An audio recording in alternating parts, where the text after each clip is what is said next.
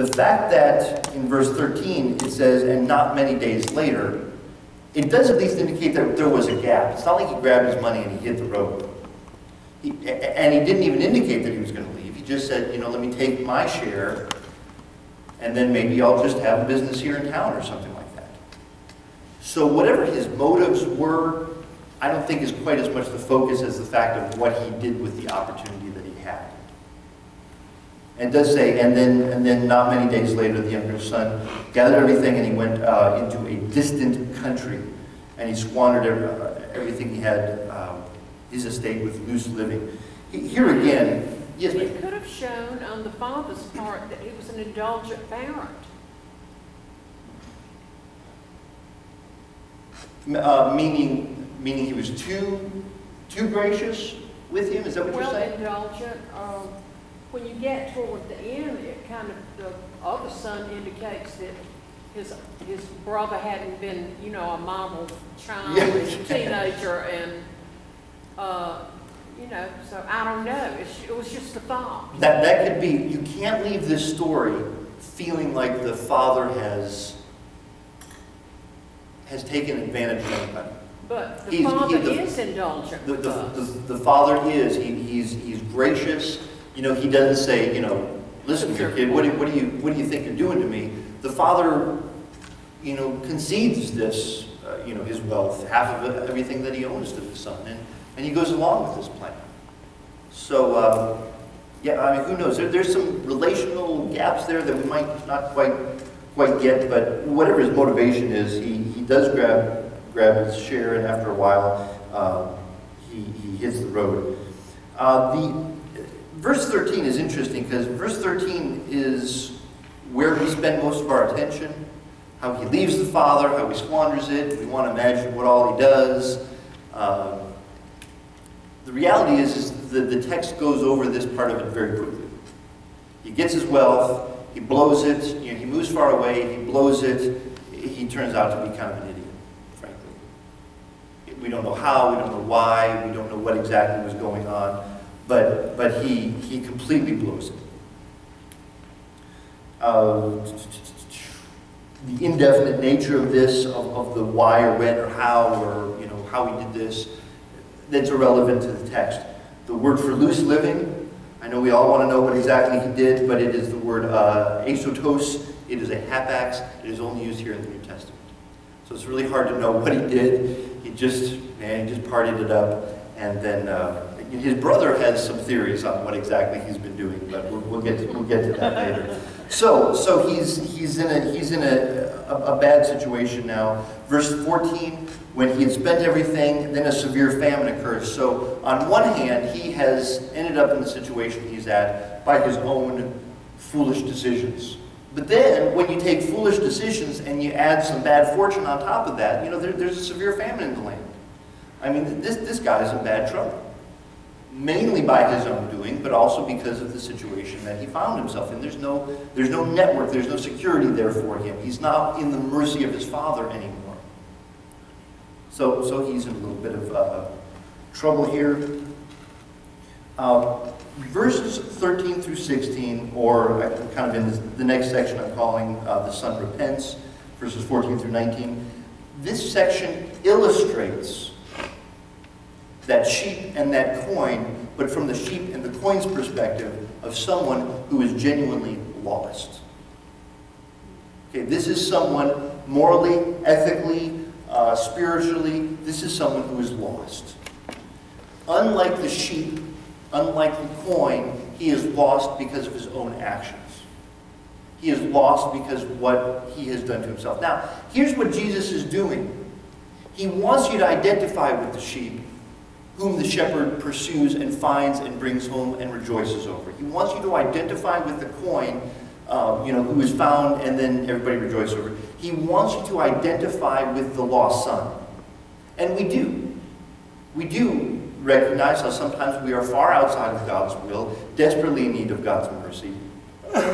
So Jesus wants us to think that the point of this is for us to identify with this younger son, which we do. But he's got someone else that he wants us to identify with later on in the story that he's setting us up for. But we do. We identify with the son. He comes to a point, verse 14, verse 15, so he hired himself out to the citizens of, to one of the citizens of that country. Interestingly enough, he hires himself out to a citizen of that country. What does that say about the son? You're not a citizen. You don't really belong here. This is not, hey kid, this isn't your home.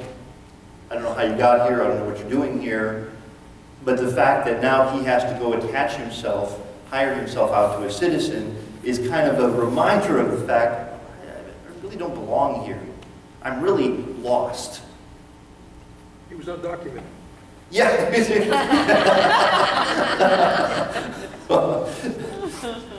I don't know if the, yeah. Anyway, yeah, I mean, he just completely out of where he was supposed to be. And then an interesting verse, so he finds, he at least has a sense to get a job, and of course he ends up with the swine. Now, what does this mean to a Jewish audience? If you're stuck feeding swine, this is bad. This is, give me goats, give me anything else. I do not want to be stuck feeding swine. Not only because of the fact that they're pigs, but because of the ceremonial, the quasi-religious implications of pigs, of swine. Not kosher, not good. So this in and of itself would have been repulsive to the audience originally listening to it. And by this point, they're starting to think, boy, this guy needs help. He needs mercy. He needs someone to help him out here. Verse 16, and he would have gladly filled his stomach with the pods of the swine that the swine were eating. And this is interesting. No one was giving anything to him. Now that's interesting. I mean, maybe he went to the soup kitchens, maybe he went to the pantries. No one was giving anything to him. Now, this word to give, dokeomai, this word is going to come up several times in our text, and I'll just show you the two places where it's come up so far. Nobody gave him anything in verse 16 corresponds with him asking the Father to give me my share, same word. Okay, so he went from asking his dad to give him what he thinks he deserves, and now he's in a point where he doesn't deserve anything and he's not getting anything. And it's arguable if he ever deserved anything in the first place. Verse 17, but when he came to his senses, it's really a kind of a fun phrase. It literally says in the Greek, when he came to himself. Isn't that interesting? He came to himself.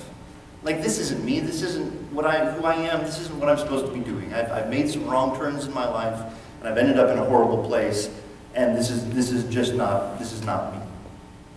How many of my father's hired men have more than enough bread? But I am dying with hunger. The word apolumi means to be lost.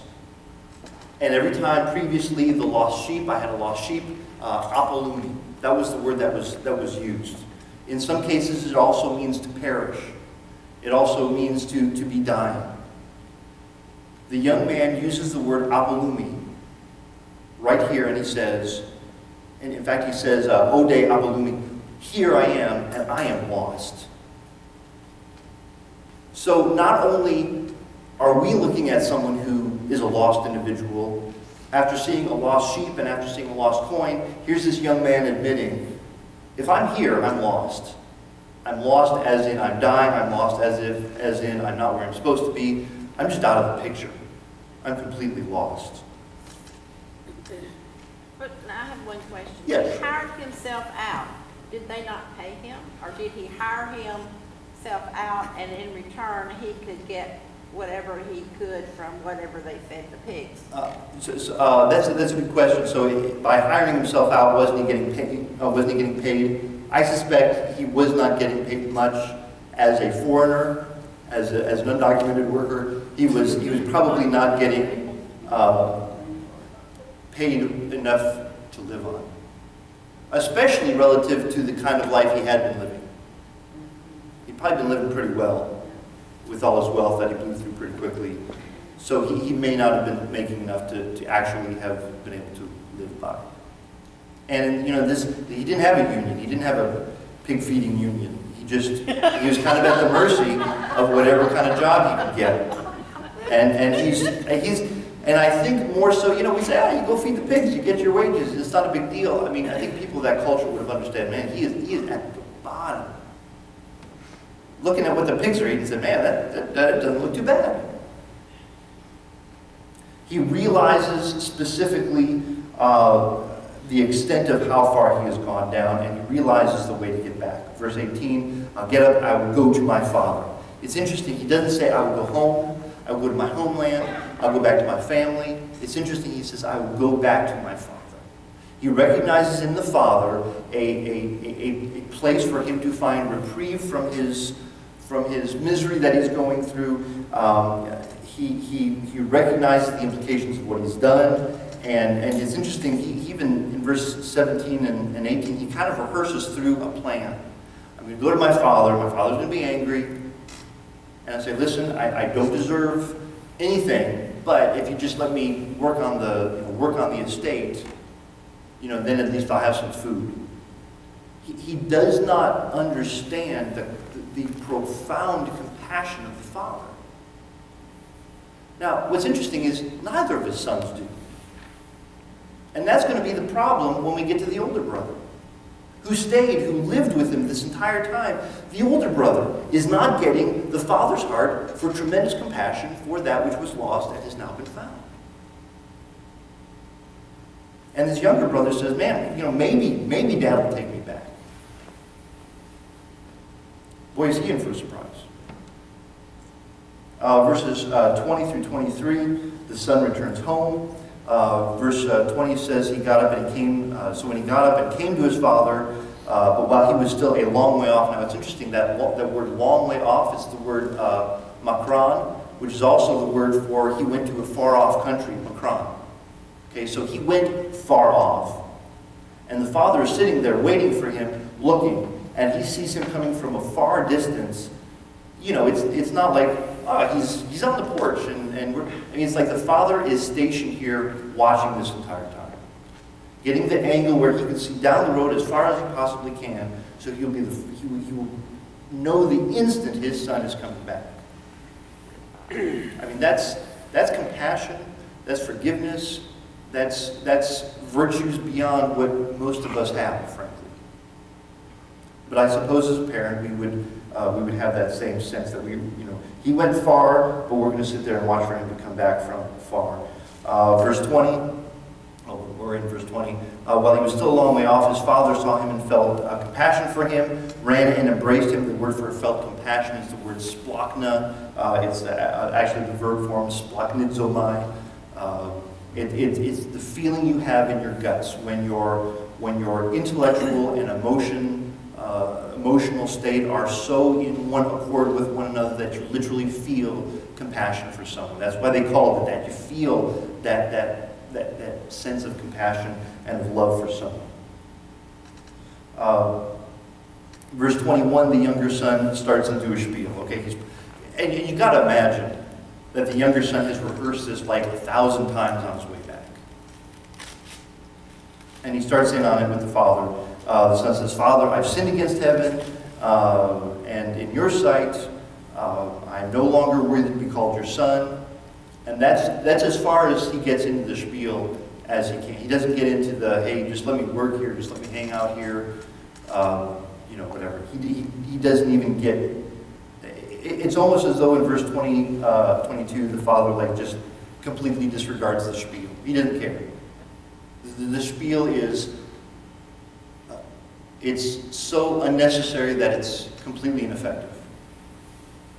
In verse 22, the father said to his servants, to his slaves, quickly bring out the best robe and put it on him, and put a ring on his hand and sandals on his feet.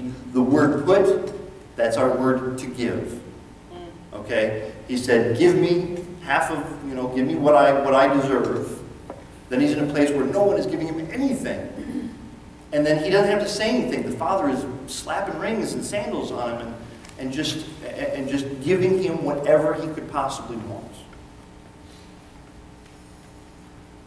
The father isn't interested in any kind of a formal apology. Now, we'll get to that just a the